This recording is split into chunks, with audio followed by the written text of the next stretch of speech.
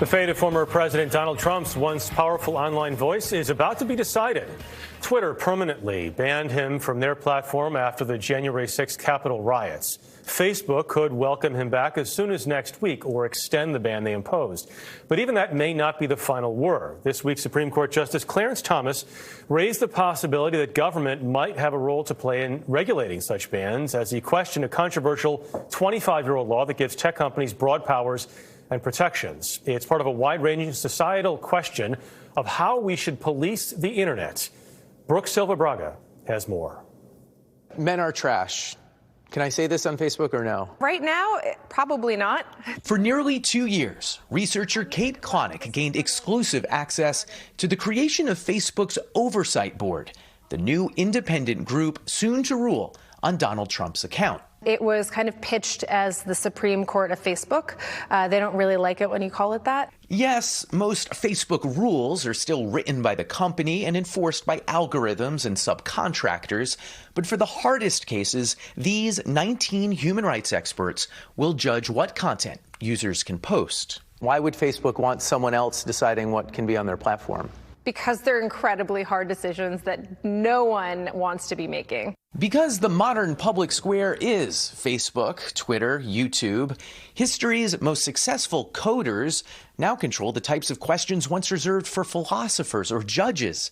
Can a possibly dangerous COVID treatment be freely debated? Is casting doubt on an election acceptable speech or a step toward insurrection? How terribly can someone be treated online before it's considered abuse? These social media platforms have a dominance in our lives. We got to break these guys apart. No one in Washington seems very happy with their answers. We agree many people don't trust us. We try not to be arbiters of what is true ourselves. And maybe the bigger problem for Facebook's Mark Zuckerberg and Twitter's Jack Dorsey and Google's Sundar Pichai is Republicans and Democrats have basically opposite complaints. Twitter is editing and censoring and silencing. Conservatives insist big tech snuffs out unpopular views.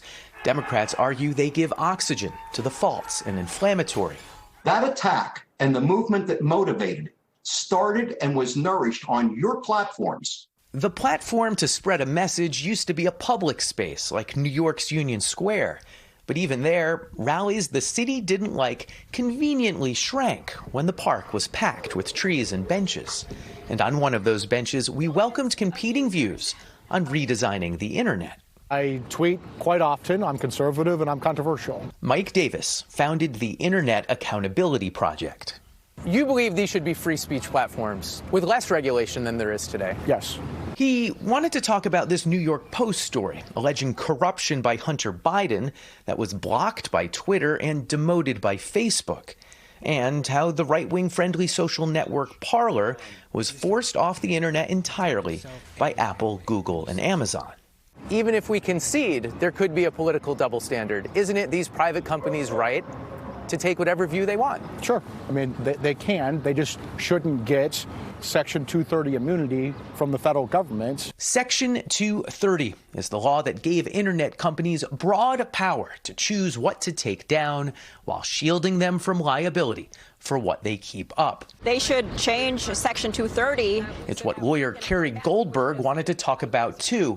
But unlike Davis, her concern is the lack of legal consequences for what platforms leave up. I'm not talking about being called the B word on Twitter. I'm talking about extreme stalking or revenge porn or child sexual abuse material. Those victims need to be able to get justice. And right now with Section 230, our court's doors are closed to those people. The law, blamed for so much, but also credited with creating the modern internet, was really just a response to a strange court case.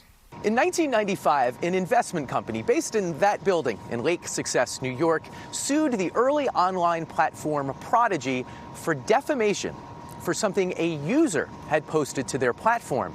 And a judge ruled Prodigy was liable for the user's comment because, and this was the key point, they had a policy of screening their users' comments. It seemed they wouldn't have been liable if they didn't moderate content at all. That is backwards. We want to encourage people to help us control what comes in and what our children see. Fearing the unmoderated internet would expose children to pornography, Congress passed 230 to say internet companies could screen out objectionable content and still not be liable for their users' posts. It's a story about power. These companies slowly accreting all of this power, in part because of the space that Section 230 bought them. Washington wants in on some of that power. Mr. Dorsey, who the hell elected you? Many in Congress want to rewrite Section 230. Removing Section 230 will remove speech from the internet. Even though big companies might be best positioned to survive without it. They're both massive monopolies. Some just want to break up big tech on antitrust grounds. None of that is likely soon. But the uproar does help explain the oversight board. Facebook handing their impossible questions to the likes of a former prime minister and Nobel Prize winner. So it's buck passing, or is it something more? Yeah, there's certainly an element of buck passing, but does that mean that it's necessarily bad for users in general? Not necessarily. The board is bracing to go viral itself when it rules this month on Donald Trump's Facebook account. Connick says the group prizes free speech, even if its members may dislike Donald Trump personally. If they stand on the principles that you believe they have, it sounds like you're suggesting they'll bring the account back. Yes.